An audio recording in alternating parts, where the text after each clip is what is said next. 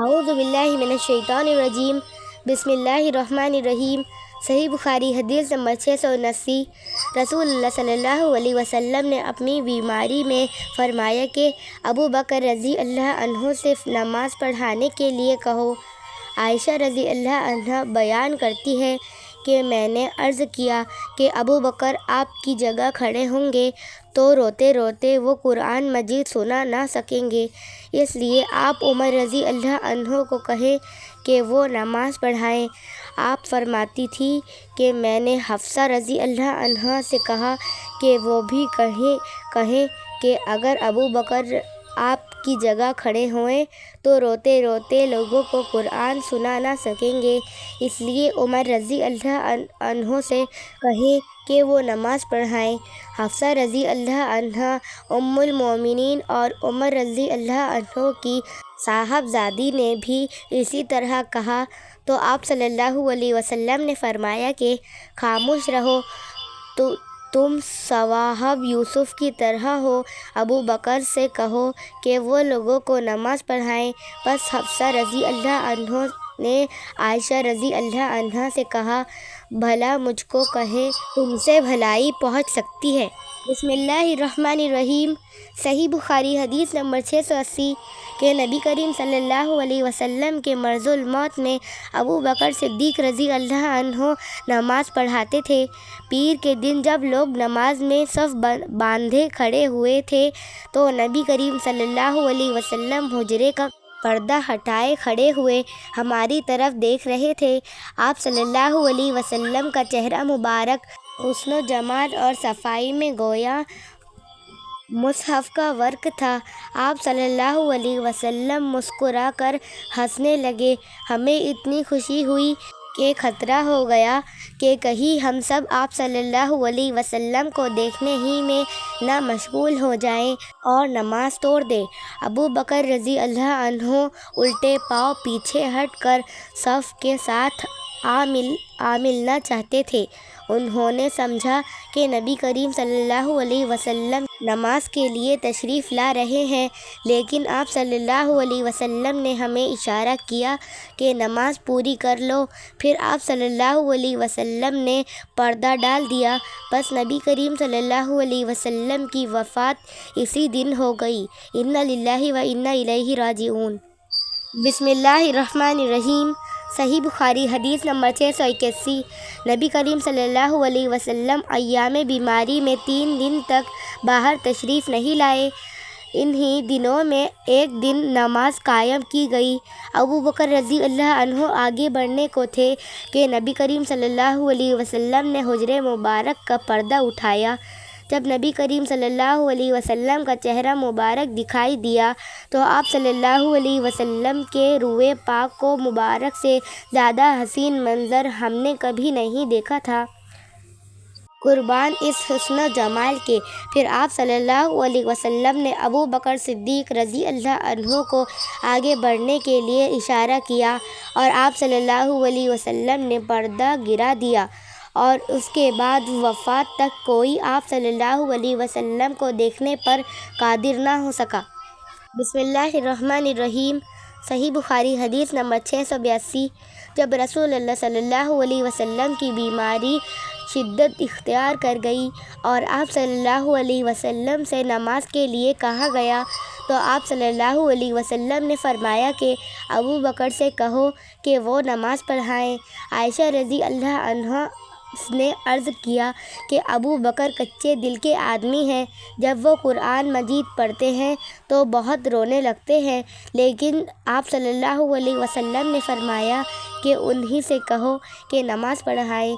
دوبارہ انہوں نے پھر وہی عذر دہرایا۔ آپ صلی اللہ علیہ وسلم نے پھر فرمایا کہ ان سے نماز پڑھانے کے لیے کہو، تم تو بالکل صواحب یوسف کی طرح ہو۔ بسم اللہ الرحمن الرحیم۔ صحیح بخاری حدیث نمبر 683۔ رسول اللہ صلی اللہ علیہ وسلم نے اپنی بیماری میں حکم دیا کہ ابو بکر لوگوں کو نماز پڑھائیں، اس لیے آپ لوگوں کو نماز پڑھاتے تھے۔ عروہ نے بیان کیا کہ رسول اللہ صلی اللہ علیہ وسلم نے ایک دن اپنے آپ کو کچھ ہلکا پایا اور باہر تشریف لائے۔ اس وقت ابو بکر رضی اللہ عنہ نماز پڑھا رہے تھے۔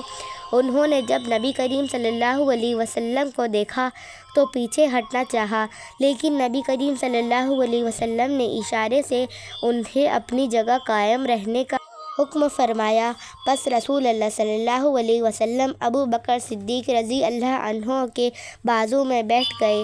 ابو بکر رضی اللہ عنہ نبی کریم صلی اللہ علیہ وسلم کے اقتداء کر رہے تھے اور لوگ ابو بکر رضی اللہ عنہ کی پیروی کرتے تھے۔ بسم اللہ الرحمن الرحیم۔ صحیح بخاری حدیث نمبر 684۔ رسول اللہ صلی اللہ علیہ وسلم بنی عمرو بن عوف میں قباء میں صلح کرانے کے لیے گئے۔ پس نماز کا وقت آ گیا۔ مؤذن بلال رضی اللہ عنہ نے ابو بکر رضی اللہ عنہ سے آ کر کہا کہ کیا آپ نماز پڑھائیں گے؟ میں تکبیر کہوں؟ ابو بکر رضی اللہ عنہ نے فرمایا کہ ہاں۔ چنانچہ ابو بکر صدیق رضی اللہ عنہ نے نماز شروع کر دی۔ اتنے میں رسول اللہ صلی اللہ علیہ وسلم تشریف لے آئے تو لوگ نماز میں تھے۔ آپ صلی اللہ علیہ وسلم صفوں سے گزر کر پہلی صف میں پہنچے۔ لوگوں نے ایک ہاتھ کو دوسرے پر مارا تاکہ ابو بکر رضی اللہ عنہ نبی کریم صلی اللہ علیہ وسلم کی آمد پر آگاہ ہو جائے، لیکن ابو بکر رضی اللہ عنہ نماز میں کسی طرف توجہ نہیں دیتے تھے۔ جب لوگوں نے متواتر ہاتھ پر ہاتھ مارنا شروع کیا تو صدیق اکبر رضی اللہ عنہ متوجہ ہوئے اور رسول اللہ صلی اللہ علیہ وسلم کو دیکھا۔ آپ صلی اللہ علیہ وسلم نے اشارے سے انہیں اپنی جگہ رہنے کے لیے کہا کہ نماز پڑھائے جاؤ، لیکن انہوں نے اپنے ہاتھ اٹھا کر اللہ کا شکر کیا کہ رسول اللہ صلی اللہ علیہ وسلم نے ان کو امامت کا اعزاز بخشا۔ پھر بھی وہ پیچھے ہٹ گئے اور صف میں شامل ہو گئے، اس لیے نبی کریم صلی اللہ علیہ وسلم نے آگے بڑھ کر نماز پڑھائی۔ نماز سے فارغ ہو کر آپ صلی اللہ علیہ وسلم نے فرمایا کہ ابو بکر، جب میں نے آپ کو حکم دے دیا تھا پھر آپ ثابت قدم کیوں نہ رہے؟ ابو بکر رضی اللہ عنہ بولے کہ ابو قحافہ کے بیٹے یعنی ابو بکر کی یہ حیثیت نہ تھی کہ رسول اللہ صلی اللہ علیہ وسلم کے سامنے نماز پڑھا سکے۔ پھر رسول اللہ صلی اللہ علیہ وسلم نے لوگوں کی طرف خطاب کرتے ہوئے فرمایا کہ عجیب بات ہے، میں نے دیکھا کہ تم لوگ بکثرت تالیاں بجا رہے تھے۔ یاد رکھو، اگر نماز میں کوئی بات پیش آ جائے تو سبحان اللہ کہنا چاہیے۔ جب وہ یہ کہے گا تو اس کی طرف توجہ کی جائے گی، اور یہ تالی بجانا عورتوں کے لیے ہے۔ بسم اللہ الرحمن الرحیم۔ صحیح بخاری حدیث نمبر 685۔ ہم نبی کریم صلی اللہ علیہ وسلم کی خدمت میں اپنے ملک سے حاضر ہوئے۔ ہم سب ہم عمر نوجوان تھے۔ تقریباً 20 راتیں ہم آپ کی خدمت میں ٹھہرے رہے۔ آپ صلی اللہ علیہ وسلم بڑے ہی رحم دل تھے۔ آپ صلی اللہ علیہ وسلم نے ہماری غربت کا حال دیکھ کر فرمایا کہ جب تم لوگ اپنے گھر کو جاؤ تو اپنے قبیلے والوں کو دین کی باتیں بتانا اور ان سے نماز پڑھنے کے لیے کہنا کہ وہ فلاں نماز فلاں وقت اور فلاں نماز فلاں وقت پڑھیں، اور جب نماز کا وقت ہو جائے تو کوئی ایک اذان دے اور جو عمر میں بڑا ہو وہ امامت کرائے۔ بسم اللہ الرحمن الرحیم۔ صحیح بخاری حدیث نمبر 686۔ رسول اللہ صلی اللہ علیہ وسلم نے میرے گھر تشریف لانے کی اجازت چاہی اور میں نے آپ کو اجازت دی۔ آپ صلی اللہ علیہ وسلم نے دریافت فرمایا کہ تم لوگ اپنے گھر میں جس جگہ پسند کرو میں نماز پڑھ دوں۔ میں جہاں چاہتا تھا اس کی طرف میں نے اشارہ کیا، پھر آپ کھڑے ہو گئے اور ہم نے آپ کے پیچھے صف باندھ لی۔ پھر آپ نے جب سلام پھیرا تو ہم نے بھی سلام پھیرا۔ ہے۔